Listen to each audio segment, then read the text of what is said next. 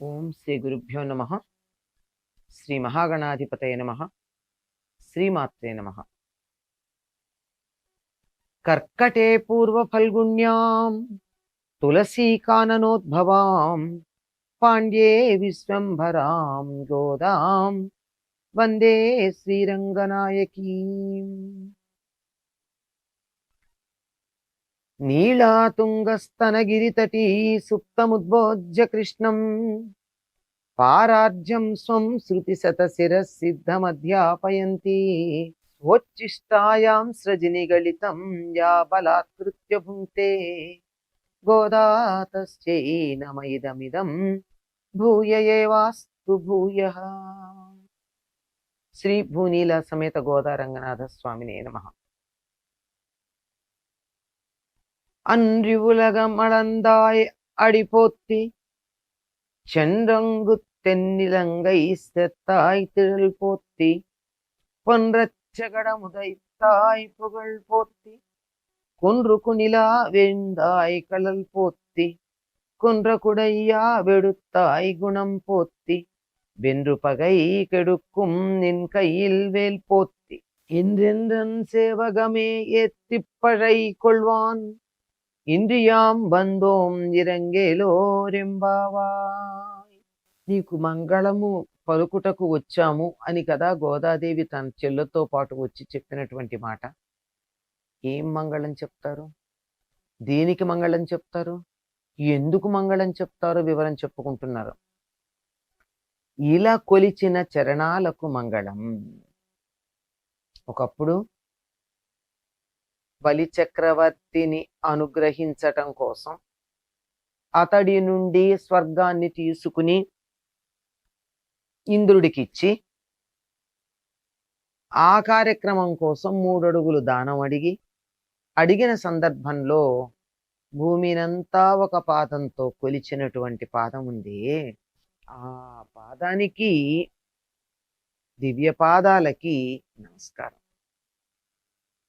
భూమినంతా ఒక్క పాదంతో కొలిచినటువంటి పాదాలవి, వాటికి నమస్కారం. అలాగే శకటాసురుణ్ణి కాలితో అలా ఎగరగొట్టినటువంటి పాదం ఉంది, ఆ పాదానికి నమస్కారం.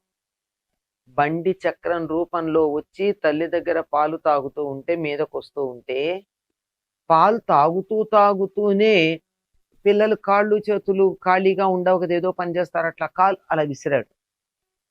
కాలు అలా విసిరితే ఆ చక్రం కొట్టుకుని వెళ్ళి ఎక్కడో పడింది, ప్రాణం పోయింది. అలా కాలితో ఎగరగొట్టినటువంటి పాదానికి, ఆ బలిష్టమైనటువంటి ఆ పాదానికి మంగళం. లంకను కూల్చినటువంటి పాదాలకి మంగళం. ఆ లంకనంతా సమూలంగా నశింపచేశాడు. ఎలా నశింపచేశాడు? పాదమని ఎందుకు చెప్పడం? అయోధ్యానగరం నుండి కిష్కింధ వరకు, కిష్కింధ నుండి లంకానగర సమీపం వరకు ఎలా వెళ్ళాడండి రాముడు? ఏమన్నా వాహనం ఎక్కాడా? లేదు కదా, పాదాలతో నడుచుకుంటూనే వెళ్ళాడుగా. అలా నడిచిన పాదం ఏదైతే ఉందో, లంకని నశింపజేసినటువంటి పాదం ఏదైతే ఉందో ఆ పాదానికి నమస్కారం.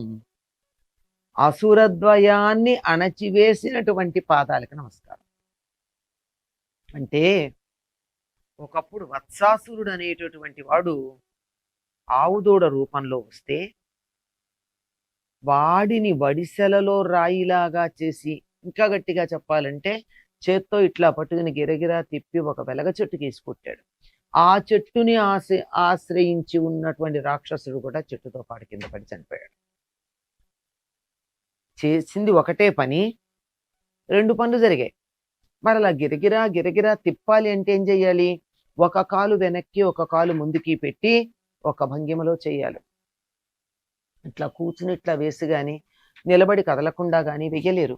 ఒక కాలు వెనక్కి ఒక కాలు ముందుకు పెట్టి ఇట్లా తిప్పి బలవంతో ఉపయోగించి వేస్తే ఆ చేతిలో ఉన్నటువంటి వత్సాసురుడు వెళ్ళి చెట్టుకు తగిలి వత్సాసురుడు కపిత్తాసురుడు ఇద్దరు చనిపోవడం జరిగింది.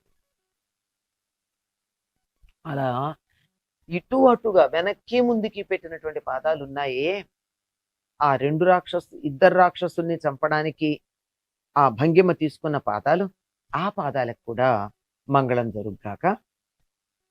గోవర్ధనమును ఎత్తినటువంటి గొడుగుగా ఎత్తినటువంటి పాదాలకి నమస్కారం. పాదాలతో ఎత్తాడా, చేతులతో ఎత్తాడా? కొండని పైకి ఇలా చేతి మీదే పెట్టుకున్నాడు. కానీ అలా పెట్టుకోవడానికి కావాల్సినటువంటి భంగిమ ఎక్కడుంది? ఈ శరీరం అంతా. ఇదంతా ఆ విధంగా ఉండాలి అంటే పాదం మీద ఈ బరువుని మోపి నిలబడాలి గనక ఈ బరువునంతా మొయ్యగలిగినటువంటి పాదాలు ఉన్నాయి. గోవర్ధన పర్వతాన్ని మొయ్యగలిగిన పాదాలు ఉన్నాయి. ఆ పాదాలకి నమస్కారం. శత్రువులను వధించేటటువంటి నీ వేలాయుధానికి కూడా నమస్కారం. ఈయన చేతిలో ఉన్నటువంటి ఆయుధం వేలాయుధం. ఈ ఆయుధంతో ఏం చేస్తాడు? శత్రువుల్ని నశింపజేస్తాడు. ఇక్కడ శత్రువులు అంటే బాహ్య ప్రపంచంలో కనపడే శత్రువులే కాదు, అంతఃశత్రువులు కూడా. వీళ్ళందరినీ నశింపజేసేటటువంటి నీ పరాక్రమానికి నమస్కారం అని. నమస్కారం కాదు, ఇక్కడ మంగళం. నీ పాదాలకు శుభం కలుగ్గాక. మళ్ళీ ఎన్నో పనులు చేయాలి ఆ పాదాలతో. ఎంతో దూరం నడవాలి. ఎక్కడ దాకా వెళ్ళాలి? రావణుడు లంక దాకా వెళ్ళాలి. కాలు వెనక్కి ముందుకు పెట్టిలా వత్సాసురుణ్ణి బడిసెలలో రాయిలాగా వేసి కపిత్తాసురుడు ఆవేశించి ఉన్న వృక్షానికి తగిలేట్టు చెయ్యాలి. ఇవన్నీ చేయడానికి ఆధారం కాళ్ళే. కాలి మీద నిలబడితేనే ఆ బ్యాలెన్స్ ఉంది, సమతౌల్యత. ఆ సమతౌల్యత ఉండి ఎంత పెద్దదైనా నిలబడగలుగుతుంది. కనుక పాదమే స్థిరంగా ఉండాలి.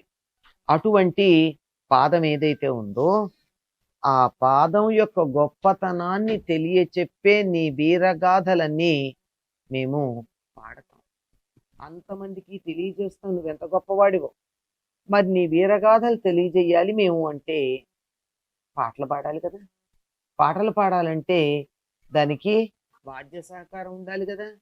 ఈ పర అన్న ఆయుధం ఇస్తే మేము చేసే పని ఏమిటంటే ముందు దీని గురించి చెప్తాము. అందువల్ల నీ కీర్తిని తెలియజెప్తాం, నీ గుణగానాన్ని మేం చేస్తాం. ఎక్కడెక్కడి నుంచి తీసుకొచ్చారండి ఈ కథలన్నీ? వామనావతార ఘట్టం ఉంది, రామావతార ఘట్టం ఉంది, ఇంకా వరుసగా కృష్ణావతార ఘట్టం శకటాసురుడి దగ్గర నుంచి రాక్షస సంహారం అంతా చెప్పటం ఉంది. కనుక అటువంటి నీ పాదాలకి మంగళం పాడడానికి మాకు పరవసరం గనక అది తీసుకుని ఇన్ని సద్గుణాలకి కారణమైన నీ పాదాలని కీర్తించటానికి ఇక్కడికి వచ్చాము. మేము ఈ వ్రతం చేస్తే ఆ పర తీసుకుని నిన్ను కీర్తిస్తే లోకానికి మేలు కలుగుతుంది. కనుక మాకు పరని ఇవ్వు. ఇవ్వాలంటే నువ్వు ముందు బయటికి రావాలి, మాకు దర్శనం ఇవ్వాలి. ఆ పని చేయమని ప్రార్థిస్తున్నారు. స్వచ్చిష్టమాలికా బంధగంధ బంధురజిష్ణవే విష్ణు చిత్తతనూజాయై గోదాయై నిత్యమంగళం.